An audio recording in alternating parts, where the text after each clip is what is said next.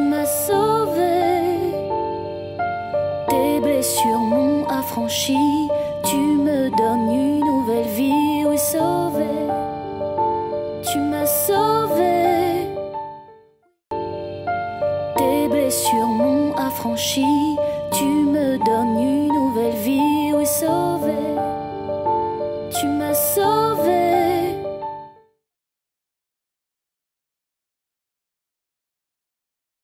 Pour comprendre tout cela et réaliser à quel point la parole de Dieu est vraie, nous allons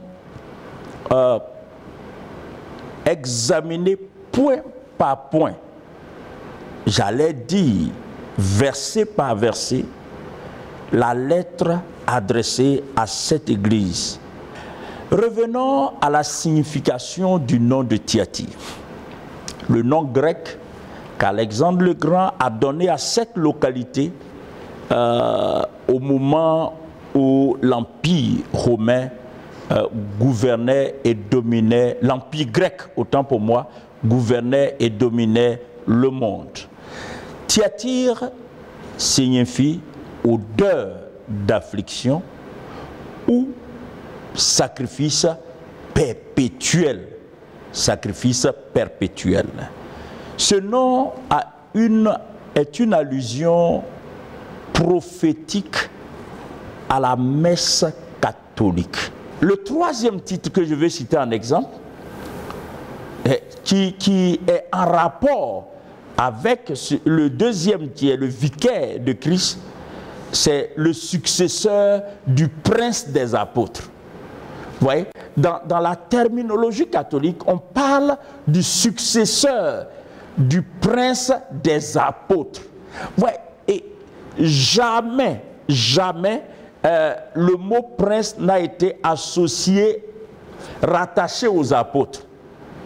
Un apôtre, un disciple du Seigneur, à l'époque du Nouveau Testament, se présentait même comme un doulos. Comme un doulos. C'est vrai que dans les épîtres, il nous a été clairement révélé que Dieu a fait de nous un royaume et des sacrificateurs pour notre Dieu. Mais je tiens à souligner, avec force d'ailleurs, que le mot prince n'a jamais été rattaché en tant que tel, n'est-ce pas, aux apôtres ou aux disciples. Jamais. Cependant, le pape, n'est-ce pas, s'est attribué aussi ce titre, le successeur du prince des apôtres, c'est-à-dire de l'apôtre Pierre, à qui le Seigneur, selon eux toujours, aurait remis, en se basant sur Matthieu 16, donc le Seigneur aurait remis le primat de la juridiction de l'Église, donc la clé, donc le gouvernement de l'Église.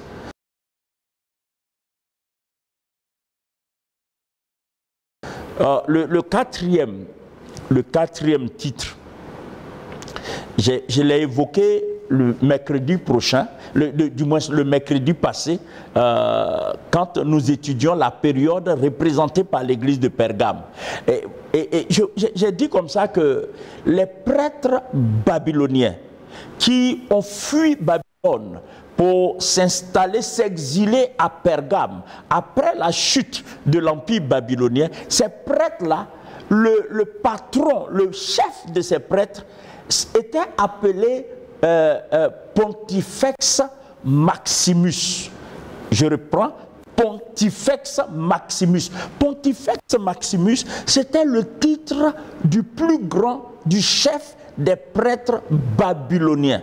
Maintenant, avec le développement et l'ascendance, le développement de l'Église à partir de Pergame et l'ascendance, n'est-ce pas, que l'évêque de Rome va avoir sur les autres évêques, finalement, le pape, qui n'est autre que l'évêque de Rome, le pape va se faire aussi appeler, et Ça n'a pas de sens bibliquement, mais le pape va se faire appeler aussi souverain pontife. Souverain pontife, c'est la traduction en français du latin Maximus, du moins Pontifex Maximus. Et Pontifex Maximus, je vous ai expliqué, c'est le bâtisseur de pont. Le bâtisseur de pont. Pontifex bâtisseur de pont. Et donc, le pape se fait appeler aussi souverain pontife de l'Église universelle. Et c'est en 642 après Jésus que le pape Théodore Ier a repris le titre de Pontifex Maximus, abandonné par les empereurs romains, parce que il fut d'abord, ça a commencé avec les prêtres babyloniens. C'était le chef des prêtres babyloniens qui s'appelait Pontifex Maximus, et plus tard les empereurs romains se sont attribués ce titre parce qu'ils se considéraient comme le chef des prêtres, n'est-ce pas, des divinités païennes, Ils se considéraient comme le patron des prêtres, et donc ils ont usurpé ce titre des prêtres babyloniens. D'ailleurs, Babylone n'était plus, la Babylone avait complètement été, on va dire quoi, avait complètement été envahi par les Romains, et l'empire qui a succédé à l'empire babylonien, c'est l'empire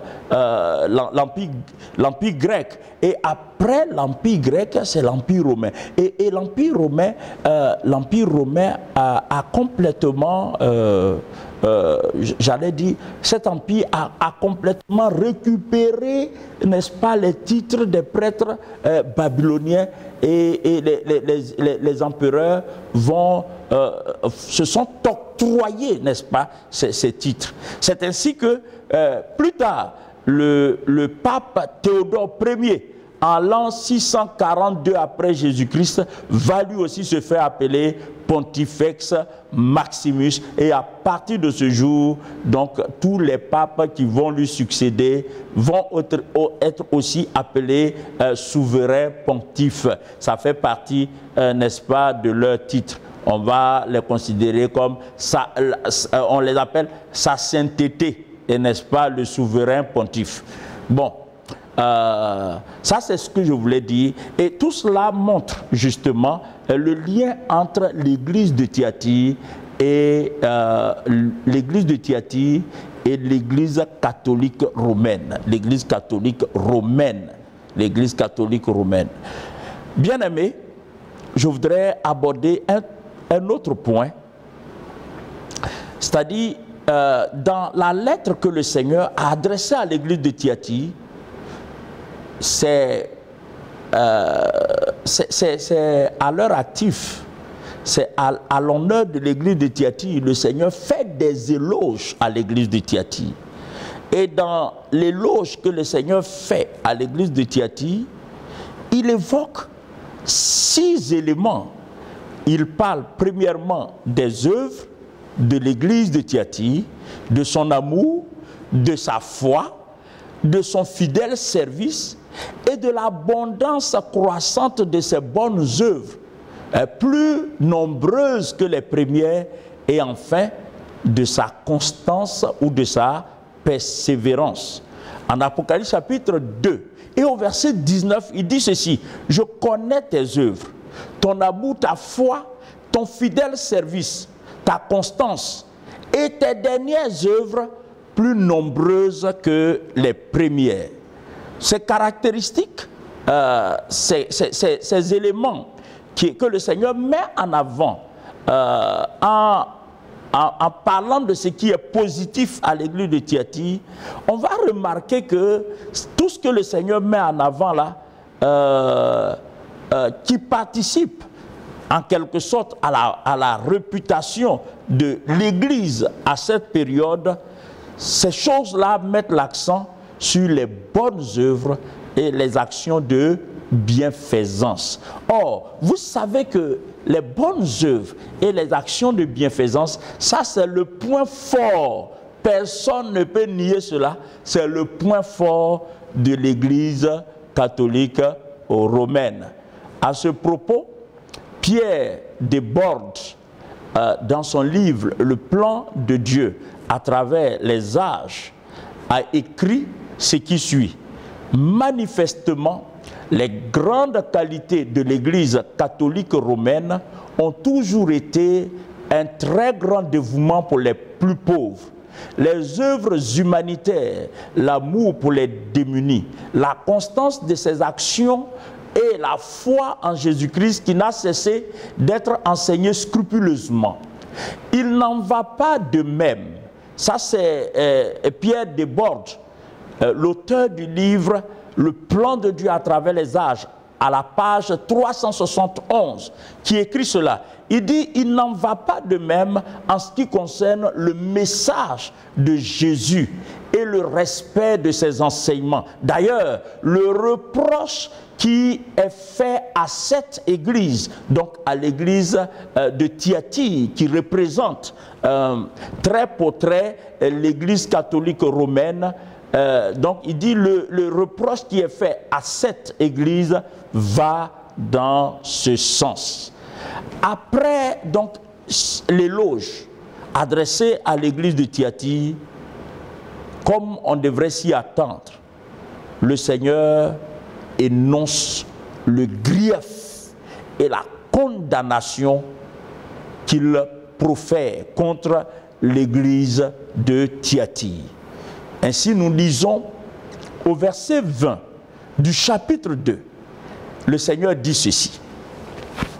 Mais ce que j'ai contre toi, c'est que tu laisses la femme Jézabel, qui se dit prophétesse, enseigner et séduire mes serviteurs pour qu'ils se livrent à l'impudicité et qu'ils mangent des viandes sacrifiées aux idoles.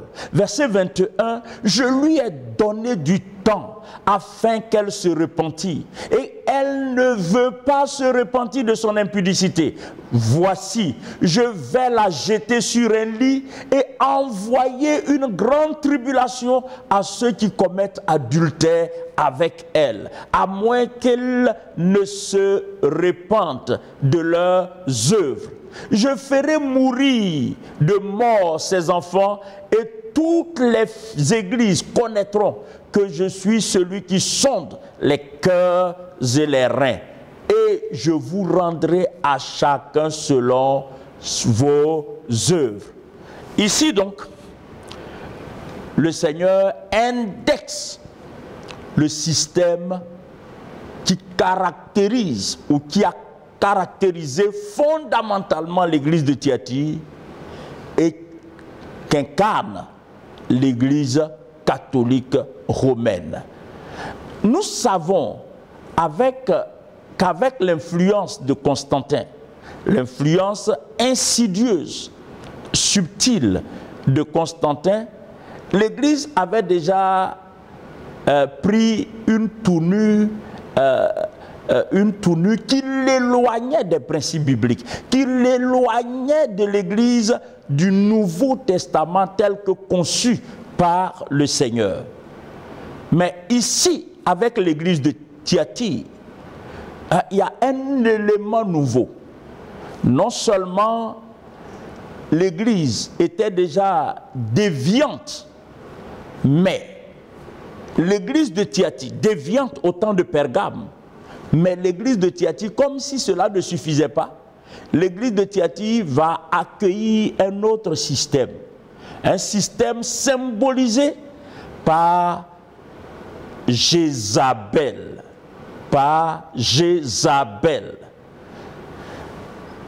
Au temps de l'église de Pergame, le système qui avait corrompu l'église à travers, n'est-ce pas, l'entrée de Constantin, le Seigneur avait nommé symboliquement ce système la doctrine de Balaam, associée à la doctrine des Nicolaïtes, à la doctrine des Nicolaïtes que j'ai pris du temps pour expliquer. À l'époque de Thyatire, donc à l'ère de Thyatire, le mal, sous la forme d'un germe, au temps de Pergame, va s'approfondir. Et le système incarné symboliquement par un personnage des plus sulfureux en la personne de Jézabel. Et ce système-là va corrompre l'Église jusque dans ses racines. Jézabel, évoqué symboliquement ici, doit être perçu comme un système, comme une entité religieuse, comme une somme, n'est-ce pas, d'enseignements, de principes, mais principes complètement opposés, n'est-ce pas, aux valeurs et aux principes bibliques. Pour comprendre tout cela, il faut remonter dans le passé. Il faut aller dans le passé pour interroger l'histoire du peuple d'Israël. Au temps du roi Akab, ce roi avait épousé une femme du nom de Jézabel. Je voudrais, pour rafraîchir notre mémoire, que nous lisions ensemble 1 Roi chapitre 16, versets 29 à 33, où il est dit: Akab, fils d'Omri, régna sur Israël la 32e année d'Asa, roi de Juda. Akab, fils d'Omri, régna 22 ans sur Israël, à Samarie. Akab, fils d'Omri, fit ce qui est mal aux yeux de l'Éternel, plus que tous ceux qui avaient été avant lui. Verset 31, et comme si c'eût été pour lui peu de choses de se livrer au péché de Jéroboam. Jéroboam qui avait élevé, n'est-ce pas, un veau d'or en Israël, n'est-ce pas, pour que le peuple ne descende pas en Juda pour adorer le vrai Dieu. Donc ici, il y a une comparaison entre Akab et Jéroboam. Mais Dieu va plus loin. Dieu dit que Akab est allé même plus loin que Jéroboam. Mais pourquoi? Écoutez très bien. Il prit pour femme Jézabel, fille d'Ethbaal, roi des Sidoniens, et il alla servir Baal et se prosterner devant lui. Il éleva un autel à Baal dans la maison de Baal qu'il bâtit à Samarie, et il fit une idole d'Astarté. Akab fit plus encore que tous les rois d'Israël qui avaient été avant lui pour irriter le Dieu d'Israël. Donc, Akab, qui était déjà dans la déviation, va se retrouver comme un instrument d'irritation, un instrument à travers lequel l'abomination va être érigée en système de gouvernement pendant son règne. Mais tout cela a été rendu possible parce que Akab s'est uni à Jézabel, une Sidonienne. Et qu'est-ce que Jézabel a introduit en Israël après ce mariage? Premièrement, Jézabel a introduit le culte de Baal, donc l'adoration de la divinité appelée Baal. Deuxièmement, elle a été à l'origine, n'est-ce pas, d'une montée exceptionnelle de l'idolâtrie comme étant une religion d'État en Israël au temps du roi Akab. Puisque même en dehors de Baal, Astarté va être adorée. Mais plus que l'adoration, il y a même un QG bâti pour Baal, n'est-ce pas, à Samarie. Et tous les Israélites, en tout cas à part ceux qui étaient restés fidèles à Dieu, allaient, n'est-ce pas, à Samarie pour adorer Baal. Et d'autres adoraient encore Astarté. Vous voyez à quel point l'influence de Jézabel avait corrompu, n'est-ce pas, le peuple d'Israël qui était déjà dans une sorte de décadence spirituelle. Et là, nous avons une belle image, une image formidable de ce que l'Église catholique romaine est en train d'amener des milliers de personnes à faire. En fait, on va comprendre que l'image de Jézabel ici est très éloquente et elle est révélatrice des pratiques auxquelles l'Église catholique romaine soumet des populations du monde entier, des populations nombreuses du monde entier, et parmi lesquelles il y a des gens très intelligents, il y a des gens très nobles, des rois, des princes, des chefs militaires, des présidents, des chefs d'État, etc., etc. Et donc, non seulement ça, mais Jézabel a occasionné la persécution et la mort de plusieurs prophètes de Dieu, de plusieurs prophètes. Et vous savez, il n'y a pas une organisation religieuse qui s'est attaquée aux hommes de Dieu comme l'Église catholique romaine. Je vous donnerai quelques exemples plus tard. Et vous verrez que l'Église catholique romaine a le sang des prophètes, a le sang des chrétiens, a le sang des fidèles adorateurs du Dieu vivant sur ses mains. Et l'Église devra reconnaître ça. L'Église devra reconnaître ça. Jézabel a introduit également, n'est-ce pas, Jézabel a introduit de faux enseignements. Parce que toutes ces choses-là viennent avec de faux enseignements pour conditionner la mentalité du peuple. La mentalité du peuple. Et puis, à l'époque d'Akab, les prêtres de Baal étaient adulés. Puisque les prêtres, le Baal était devenu une religion d'État. Et pendant ce temps, les prophètes de Dieu étaient vilipendés, pourchassés et mis à mort. C'est dans cette même période, nous sommes au Moyen-Âge, c'est dans cette même période que le monde a connu les papes les plus exécrables, les papes les plus abominables. Parmi ces papes-là, je vais vous donner quelques exemples. Il y avait eu le pape Serge III.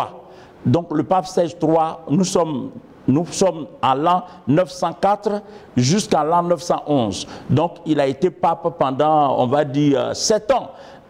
Et ce pape-là, écoutez-moi très bien, c'est des choses qui peuvent se vérifier dans l'histoire. Ce n'est pas des faits inventés. C'est pourquoi je vous ai dit que je veux juste expliquer le caractère prophétique, n'est-ce pas, donner le sens prophétique de la lettre que Dieu a confiée à l'apôtre Jean pour son Église. Et je me contente juste d'établir, n'est-ce pas, le rapprochement entre le développement de l'histoire de l'Église et le sens, n'est-ce pas, de cette épître prophétique que le Seigneur a remise à Jean pour son Église. Alors, j'étais en train de vous parler des méchants papes, des papes exécrables, abominables, n'est-ce pas, qui ont dirigé et favorisé l'amplification du mal au sein de l'Église catholique romaine. L'exemple qui me vient à l'esprit, c'est l'exemple du pape Serge. Serge III, 904-911, il vécut avec Morosia. Morosia, c'était une femme prostituée. Et le pape vivait avec cette femme. C'était une prostituée notoire. Et tenez-vous bien, ils ont eu plusieurs enfants. Bien sûr, des enfants illégitimes, puisqu'il n'y avait pas de mariage légal entre eux. Donc, et ces enfants-là, certains de ces enfants sont devenus papes et d'autres des cardinaux. Vous imaginez ça? Vous comprenez alors pourquoi le mal va s'enraciner dans l'Église catholique romaine, symbolisée par l'Église de Thyatire. Et après, il y a eu un autre pape du nom de Benoît IX. Benoît IX, il a régné comme pape de 1033 à 1045. Donc 1033 à 1045. Il fut nommé pape alors qu'il n'avait pas encore, il n'avait que 12 ans. Et il se rendit coupable, lui, Benoît, nommé pape à l'âge de 12 ans. Il se rendit coupable de meurtre et d'adultère perpétré au grand jour. Il allait très loin. Il a même violé des sépultures. Pour quelle raison? Certainement en fouillant. Allez-y sur Google et puis tapez le nom de Benoît IX, qui a été pape entre 1033 et 1045. Et vous verrez tout ce que je dis. Je ne raconte pas des bêtises. Je n'invente absolument rien.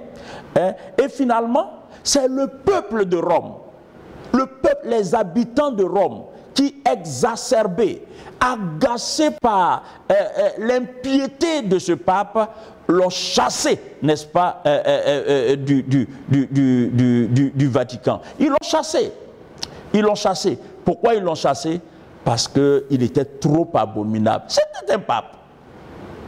Après lui, je voudrais citer aussi Grégoire VI. Grégoire VI, pape en 1046. Lui, il a été candidat au trône pontifical à cette époque. Et à cette même époque, il y avait Benoît IX et Sylvestre III. Et Rome était remplie d'assassins à cette époque. Et vous savez pourquoi? Parce que les trois papes concurrents, chacun essayait de s'attaquer à ses rivaux, aux autres, et en éliminant tous ceux qui étaient susceptibles de les voter. Vous imaginez ça dans l'église, quoi. Vous imaginez ça dans la maison de Dieu. C'est atroce. Et ce sont des choses que l'église ne doit pas occulter, parce que ça fait partie de l'histoire. Ce sont des faits, ce sont des événements, et qui ne peuvent pas être contredits. C'est pas possible. C'est des faits. On dit en journalisme que les faits sont têtus. Les événements, si on veut être correct, on ne peut pas les remplacer. On ne peut pas les remplacer. On ne peut pas les gommer comme ça. C'est pas possible. C'est pas possible. Vous voyez? Et finalement, vous savez ce qui s'est passé? L'empereur Henri III est intervenu et il a chassé les trois prétendants au trône papal, au trône pontifical. Et après les avoir chassés, il a mis lui-même son propre candidat qui est le pape Clément II. Après, il y a eu le pape Innocent III entre 1198 et 1216. Et le pape Innocent III a été le plus puissant de tous les papes. Mais lui, il a condamné la charte anglaise et il a interdit la lecture de la Bible. Il a interdit la lecture de la Bible. Et que cela ne vous étonne pas. Tous ceux qui ont été catholiques, parmi vous qui m'écoutez, tous ceux qui ont été catholiques, et même ceux qui le sont encore, soyez honnêtes pour reconnaître que l'Église catholique ne vous encourage pas à lire la Bible. On vous donne des missels. Mais missel et Bible, c'est deux choses différentes. On vous donne des livres de prière. Mais livres de prière et Bible, c'est deux choses différentes. La Bible, c'est la parole de Dieu. Tout passera sauf la parole de Dieu. Vous voyez un peu, c'est tout cela qui a occasionné l'installation et de l'établissement de l'abomination au sein de l'Église. Et les gens se sont mis à croire à tout et à n'importe quoi. Parce que si toi qui m'écoutes, tu n'as pas à cœur de lire la Bible, mais tu deviens une proie pour la séduction, une proie pour les fausses doctrines, une proie pour les dogmes, une proie pour des inventions humaines qu'on va présenter comme la parole de Dieu. Qu'on va présenter comme la parole de Dieu. Et rappelez-vous, le reproche principal que Dieu fait à l'église de Thyatire, Dieu dit à l'église de Thyatire, le Seigneur Jésus dit à l'église de Thyatire, mais ce que j'ai contre toi, Apocalypse 2 verset 20, mais ce que j'ai contre toi, c'est que tu laisses la femme Jézabel. qui se dit prophétesse, a enseigné et séduit mes serviteurs. C'est-à-dire quoi? Comment quelqu'un de païen peut... J'ai échangé avec un ami qui est prêtre catholique. Vous savez, quand les gens vont au petit ou au grand séminaire pour devenir prêtre, vous savez ce qu'on leur enseigne? Les philosophies grecques. Comment les philosophies grecques vont aider quelqu'un à comprendre la Bible? Vous discutez avec un prêtre, il va citer tous les philosophes du monde entier, sauf la parole de Dieu. Un prêtre catholique va produire un écrit, il va produire un article, il va citer les philosophes, il va citer les économistes, il va citer les sociologues, mais il citera peu la parole de Dieu. Parce que le type, il n'est pas habitué à lire la Bible. Et la Bible ne fait pas autorité. Il y a autre chose qui fait autorité en matière de foi pour l'Église catholique. Mais tout cela, c'est parti de quoi? De l'enseignement issu de ce système incarné par Jézabel. Et l'auteur que j'ai cité tantôt, donc Pierre Desbordes, celui qui a écrit le plan de Dieu à travers les âges, voici ce qu'il dit à propos de ce système et des dogmes, des enseignements faux, n'est-ce pas, distillés, dispensés par l'Église au temps de Thyatire, à travers cette femme symbolique Jézabel. Il dit ceci: le résultat de cette séduction par le luxe fut la lente mais inexorable dégradation de l'enseignement fondamental de Christ, du salut par la grâce et du renoncement aux œuvres mortes. La rédemption et le salut par la grâce fut progressivement remplacé par un mélange nébuleux de culte aux images des saints, de l'eau bénite, de pèlerinage, de l'invention du purgatoire et de l'obtention du salut par l'accumulation de bonnes œuvres dans l'hypothétique espoir d'un jugement favorable. Il dit tout ceci pour terminer. Le 8 décembre 1869, le 8 décembre 1869, par l'adoption du dogme de l'infaillibilité du pape. Vous savez que le 8 décembre 1869, notez bien, le 8 décembre 1869, il a été décidé et adopté que le pape est infaillible. Infaillible, ça veut dire quoi? Ça veut dire qu'il ne peut pas commettre d'erreur. En reconnaissant, en adoptant l'infaillibilité du pape, le 8 décembre 1869, qu'est-ce que l'Église catholique fait? L'Église catholique élève le pape au rang de Dieu. Parce que seul Dieu est infaillible, mes amis. Seul Dieu est infaillible. Donc si toi tu es catholique et tu m'écoutes, si tu as des parents catholiques, toi tu étais catholique, tu es sauvé maintenant, tu as accepté le Seigneur. Et maintenant vous, parents catholiques, écoutez-moi très bien. Vous ne pouvez pas suivre une église, vous ne pouvez pas vous sentir à l'aise dans une église qui élève un homme au niveau de Dieu et proclame que l'homme est infaillible. C'est quel être humain qui est infaillible? Je vous pose la question. Le pape est infaillible parce qu'il a été nommé pape. Donc avant qu'il ne soit nommé pape, quand il était prêtre, quand il était évêque, quand il était cardinal, avant d'être nommé pape, il n'était pas infaillible. Dès qu'on le fait pape et qu'il s'assoit sur le trône papal, il devient infaillible. Quelle prétention, quelle abomination. Vous voyez? Quelle abomination. En Exode chapitre 20, donc Exode chapitre 20, au verset 3, d'ailleurs, oh mon Dieu, on n'a pas assez de temps, j'ai déjà pris assez de temps, je m'en excuse. Mais, vous voyez, Exode chapitre 20, verset 3 dit, « Tu n'auras pas d'autre Dieu devant ma face. » Quand le pape se met à ce niveau et qui se fait passer pour quelqu'un d'infaillible, ça veut dire qu'il est l'égal de Dieu. Il est l'égal de Christ. Seul Christ est infaillible. C'est Christ seul qui a dit, qui d'entre vous m'accusera de péché?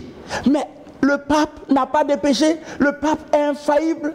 Non, non, non. Bien-aimés, avant de terminer, l'influence de cette Jézabel dans le tissu du christianisme du Moyen-Âge, dans le tissu social et spirituel du christianisme du Moyen-Âge, va favoriser, n'est-ce pas, l'adoption de dogmes.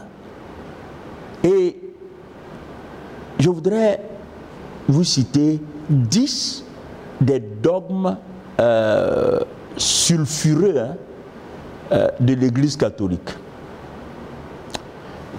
Premièrement, il y a ce qu'on appelle le dogme de la justification par les œuvres. Ça veut dire que l'Église catholique enseigne que la justification, ce n'est pas par la foi, mais c'est par les œuvres. C'est pourquoi ils mettent l'accent sur les œuvres, les œuvres, les œuvres. En apparence, ce n'est pas mauvais. Mais quand on utilise les œuvres pour remplacer la foi, qui est le moyen, l'unique moyen, le moyen exclusif par lequel on peut être sauvé, ça devient problématique. Le deuxième dogme, c'est le dogme de la régénération par le baptême. C'est-à-dire que l'Église catholique se permet d'enseigner que quand quelqu'un est baptisé, il est sauvé. C'est-à-dire que le baptême sauve, quoi. Mais nulle part dans la Bible, il n'est dit que le baptême sauve. Le baptême n'a pas de vertu salvatrice ou salvifique. Le baptême n'a pas cette vertu. Le baptême est un rituel symbolique qui atteste, n'est-ce pas, d'une démarche intérieure. D'ailleurs, le brigand à la croix, le brigand qui était crucifié au moment où Jésus était à la croix, il y avait deux brigands, l'un à sa gauche, l'autre à sa droite. Et parmi eux, il y a un qui a accepté le Seigneur, il y a un qui a confessé Christ, il y a un qui a reconnu Jésus-Christ comme Seigneur et Sauveur. Et celui-là, le même jour, Jésus lui a dit, tu iras au paradis avec moi. Est-ce qu'il a été baptisé? Combien de personnes, combien ne sont-ils pas ces personnes, ne sont-elles pas ces personnes qui acceptent Jésus sur leur lit d'hôpital et qui n'auront même pas l'occasion, n'est-ce pas, d'être baptisés? Ne sont-ils pas sauvés? Non, mais arrêtez de raconter des bêtises au peuple de Dieu. Maintenant, le problème, c'est même pas le clergé. C'est toi qui m'écoutes là. Toi qui m'écoutes. Et tu dis non, c'est la mère des églises. Il faut lire la Bible et tu vas voir que le terme mère des églises, ça n'existe nulle part. Et vous avez la grâce de savoir lire, mais pourquoi vous ne lisez pas la Bible? Et puis vous laissez les prêtres vous séduire par des propos mielleux, par des paroles de manipulation. Pourquoi? La justification par les œuvres n'est pas biblique. La régénération par le baptême n'est pas biblique. Le culte des images n'est pas biblique.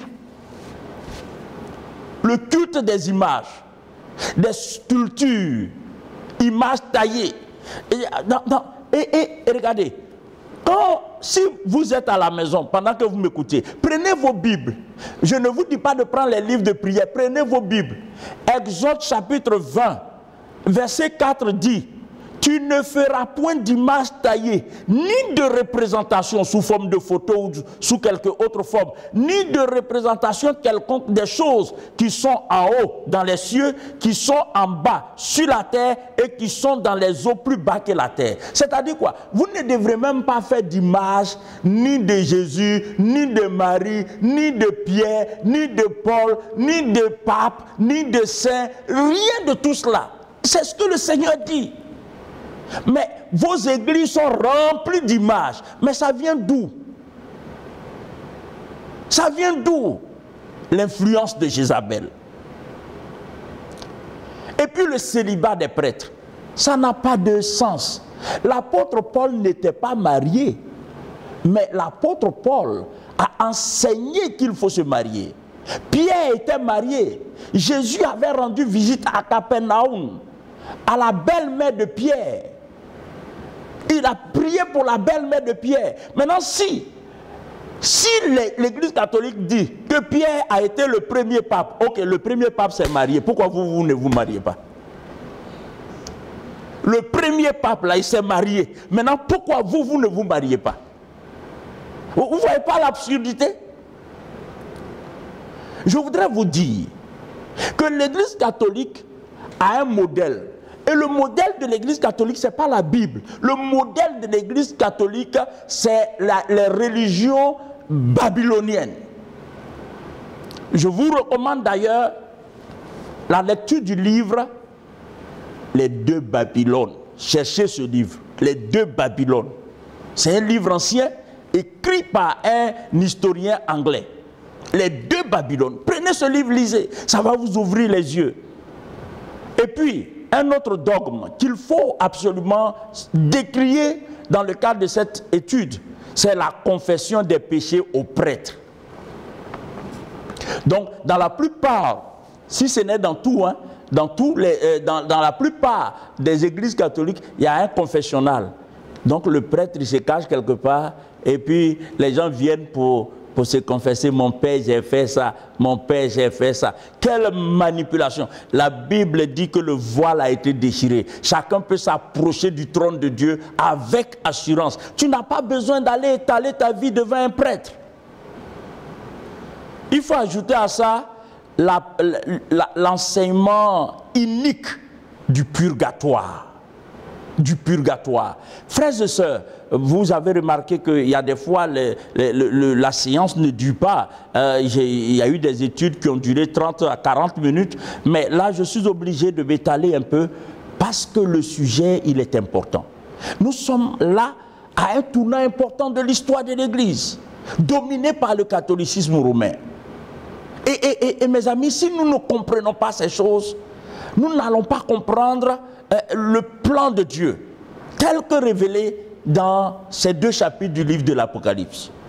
Donc le purgatoire. Le purgatoire, c'est quoi? Le purgatoire, c'est un lieu de confinement. Hein. Comme on parle de confinement, on est dans la pandémie. Le purgatoire, c'est un lieu de confinement, mais pas comme ce que nous vivons là.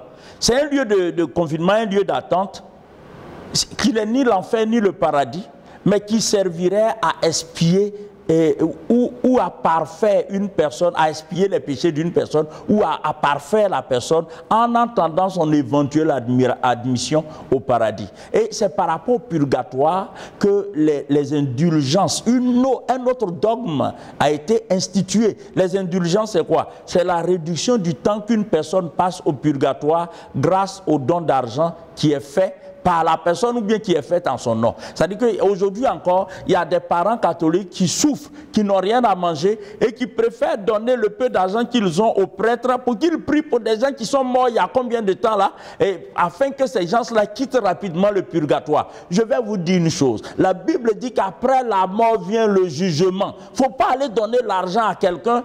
Est-ce que la prière d'un prêtre peut déplacer quelqu'un de l'enfer?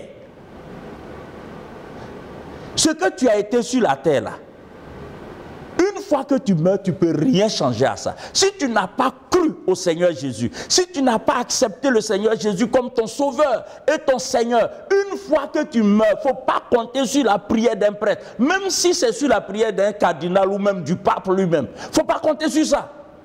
Le pape lui-même, le cardinal, l'évêque, après sa mort, le pasteur, le diacre, l'apôtre, le prophète, n'importe quelle personne, après la mort d'une personne, la personne est confrontée à l'éternité. Plus rien ne peut être fait. Même si tu donnes des milliards en dollars ou en yens, ça ne changera rien. Vous comprenez ça? Ça ne changera rien. D'ailleurs, quand vous prenez la Bible, de la Genèse jusqu'à l'Apocalypse, le terme purgatoire n'existe pas. Le seul test auquel les catholiques ont eu recours pour établir le dogme du purgatoire se trouve dans les livres de Maccabée. Or, Maccabée, c'est un livre apocryphe. Un livre apocryphe. Un livre qui n'est pas reconnu par le canon biblique. Vous voyez? Les catholiques romains sont allés chercher tous ces livres non canoniques là, pour pouvoir étayer les enseignements, les faux enseignements issus du système incarné par Jézabel. Et puis bien sûr, il y a le dogme de la transsubstantiation. Et puis, il y a deux autres dogmes que j'ai failli omettre. Le dogme de la pénitence. Et c'est triste quand même, hein, comment les gens souffrent. Nous sommes au 21e siècle et on a des mamans, on a des parents, on a des jeunes gens qui vont faire chemin de croix. Mais dans quel but? Parce qu'on leur enseigne ça, la pénitence. C'est-à-dire, cette pénitence consiste à quoi? S'infliger des souffrances au corps afin de réduire le temps que l'on va passer un jour au purgatoire. C'est toujours des inepties, quoi. Et puis quand on vous enseigne des choses, parents catholiques, écoutez-moi très bien. Quand on vous enseigne des choses, même si vous n'êtes pas d'accord avec ce que je dis, écoutez ce que je vais vous dire maintenant. Quand on vous enseigne des choses, demandez au prêtre, ça se trouve où dans la Bible? Si vous commencez à poser des questions comme ça, le prêtre va trouver que vous, là, on dirait que vous êtes rebelle. Non. Quand on ramène quelqu'un à la Bible, ce n'est pas de la rébellion, c'est parce qu'on veut comprendre les choses de Dieu. La Bible, c'est la parole de Dieu. N'acceptez pas qu'on vous dise des choses qui ne se trouvent pas dans la Bible. Le prêtre vient avec une voix mielleuse là, je vous salue, aujourd'hui, on va... Non. Et puis vous trompez, vous acceptez quoi? Vous acceptez? Le dernier dogme que je veux relever, c'est la mariologie. La mariologie, c'est ce dogme qui invite les gens à vénérer la Vierge Marie, considérée comme mère de Dieu. Ça, vous entendez? Marie, mère de Dieu, priez pour nous. Quelle abomination! Dieu a une mère. Est-ce que vous vous entendez parler même? Dieu qui n'a ni commencement de jour, ni fin de jour, Dieu qui est créateur, comment vous pouvez dire Dieu a une mère? Simplement parce que Marie a porté Jésus. Ah! Mais réfléchissez un peu. Quand on vous dit que Dieu a une mère, là, ça vous choque pas? Ce que vous ne savez pas, c'est que quand l'Église catholique parle de Marie, ce n'est pas de Marie que l'Église catholique parle. C'est juste un prête-nom. La vraie personne dont l'Église catholique parle, en faisant allusion à Marie, c'est Sémiramis, la femme de Nimrod. Si tu n'as jamais entendu parler de Sémiramis, va demander à ton prêtre. Sémiramis, c'est la femme du fondateur de Babylone. Je suis obligé de dire ces choses pour que ceux qui ont des oreilles entendent ce que Dieu dit à travers ma modeste voix. Vous remarquerez que Jézabel est mentionnée en Apocalypse chapitre 17. Or, Apocalypse chapitre 17, nous sommes, avec Apocalypse chapitre 17, nous sommes en plein dans la tribulation. Ça veut dire quoi? Tous ceux qui suivent ces dogmes-là vont connaître la période de la tribulation. Or, le sort réservé à l'Église de Jésus-Christ, c'est qu'elle sera enlevée avant la tribulation. Cependant, tous ceux qui s'attachent à de telles inepties, tous ceux qui prospèrent dans le système caractérisé et incarné par Thyatire, donc par l'Église catholique romaine, vont connaître la grande tribulation. Faites très attention, mes amis. Je n'ai pas assez de temps, mais je voudrais juste terminer en évoquant l'encouragement et l'exhortation adressée à l'église de Thyatire. Le Seigneur dit au verset 24 du chapitre 2, à vous, à tous les autres de Thyatire qui ne reçoivent pas cette doctrine. Oui, si tu es catholique, si tu as des parents catholiques qui ne sont pas à l'aise avec tout ce qu'ils voient, moi j'ai rencontré des catholiques très sincères qui aiment Dieu, mais qui ne sont pas conscients qu'ils sont dans l'erreur, qu'ils sont dans les ténèbres. Ou à ceux-là, voici ce que Dieu dit. Ceux qui n'ont pas connu les profondeurs de Satan, comme il les appelle, je vous dis, je ne mets pas sur vous d'autres fardeaux. Seulement ce que vous avez, retenez-le jusqu'à ce que je vienne. Et il est temps que nous encourageons nos parents à sortir massivement de l'église catholique. Parce que Dieu va juger cette église. Oui, je répète encore, Dieu va juger le système. Je ne parle pas des catholiques, mais je parle du système. En faisant la part des choses. Je ne parle pas des catholiques, parce qu'il y a des catholiques qui aiment Dieu, il y a des catholiques qui craignent Dieu, sauf que jour après jour, ils sont abreuvés par des enseignements qui ne sont pas bibliques. C'est pourquoi vous catholiques qui m'écoutez et qui aimez Dieu, sortez de ce système. Si vous voulez sortir, sortez même et puis cherchez Dieu chez vous à la maison. Si vous ne voulez pas entrer dans une église évangélique, mais demandez au Saint-Esprit de vous guider. Je ne vous dis pas de sortir pour aller au renouveau charismatique. Hein. Renouveau charismatique, église catholique romaine, c'est blanc, bonnet blanc. Si ce message te touche et que tu veux sortir de ce système, il ne faut pas aller...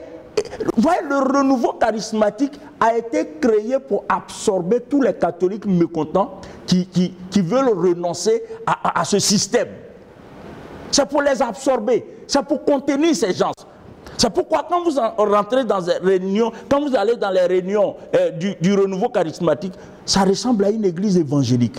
On chante les mêmes chants que les évangéliques. C'est pour contenter les catholiques réveillés, les catholiques qui cherchent Dieu. C'est pour les contenter. Quand tu sors là, sors en même temps. Ne sors pas pour faire escale quelque part dans un endroit créé par les catholiques. Faut finir avec ça. Faut finir avec ça. Mes amis, remarquons ensemble ceci et je voudrais terminer sur ça. Le Seigneur propose des récompenses à ceux qui vont être fidèles.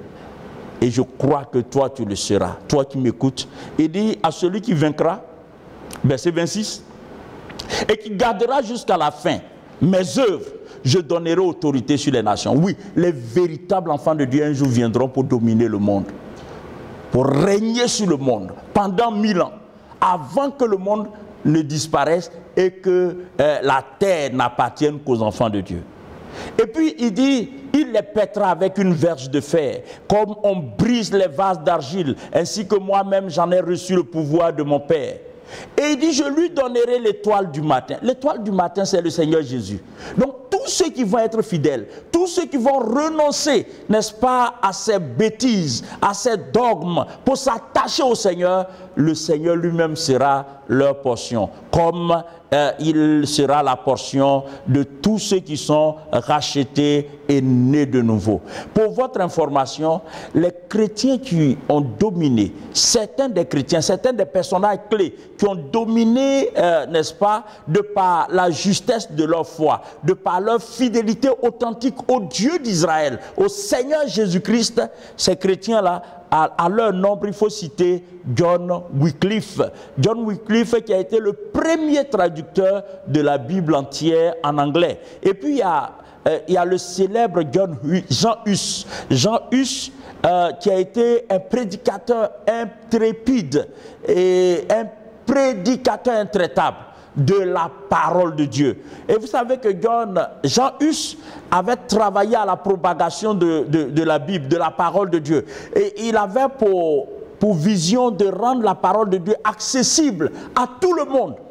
C'était aux yeux du catholicisme romain, aux yeux du clergé catholique, c'était l'erreur à ne pas commettre. Et c'est ainsi que Jean Hus a été brûlé vif sur ordre du pape. C'est-à-dire, on brûle quelqu'un parce qu'il veut que tout le monde ait la Bible. Vous vous rendez compte? Quand une organisation s'attaque à quelqu'un qui veut propager la Bible, ça veut dire que cette organisation n'est plus biblique. Donc, ayons le courage de le dire. Ayons le courage. Et ces faits sont des faits historiques. Et puis, il y a le célèbre William Tyndale qui imprima le premier Nouveau Testament. Et il y a Erasme, etc., etc. Mes amis, voici donc la période qui va de l'an 600 à l'an 1517, donc l'église du Moyen-Âge caractérisée par, représentée par l'église de Thyatire, qui n'est autre que l'église catholique romaine qui a pris de l'ampleur à cette époque. Le mercredi prochain, nous allons aborder l'analyse, l'église de Sardes que nous allons analyser, et nous verrons qu'avec Sardes, la réforme va commencer. Parce que Dieu ne pouvait pas laisser l'obscurité s'épaissir à ce point sur le monde.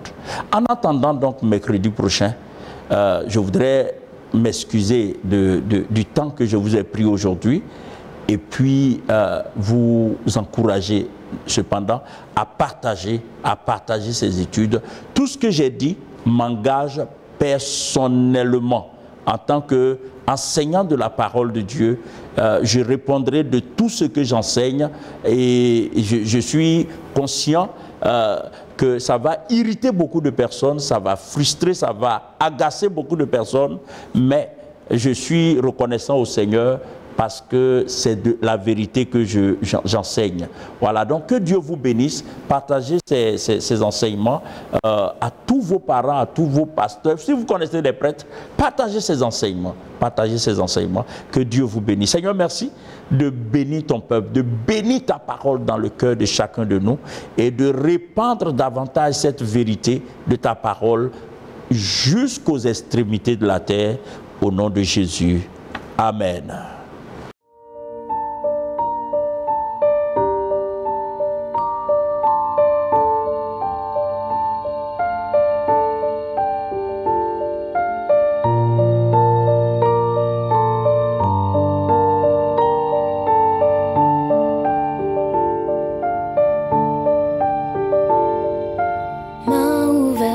Cœur brisé, ton sang versé m'a lavé, oui sauvé, tu m'as sauvé.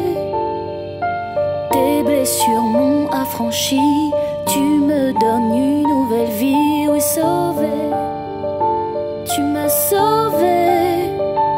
Oui, j'ai trouvé ta grâce.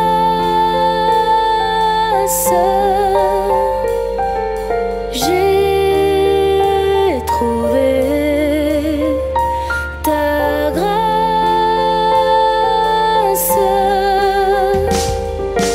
Sauveur puissant, maître des temps, je célèbre ta gloire.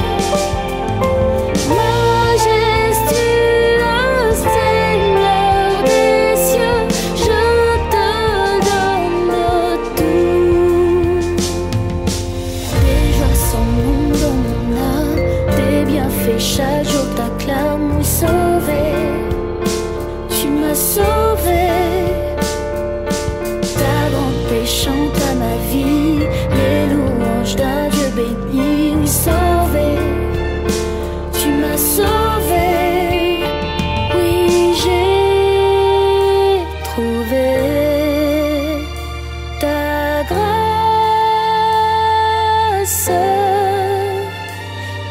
J'ai trouvé ta grâce.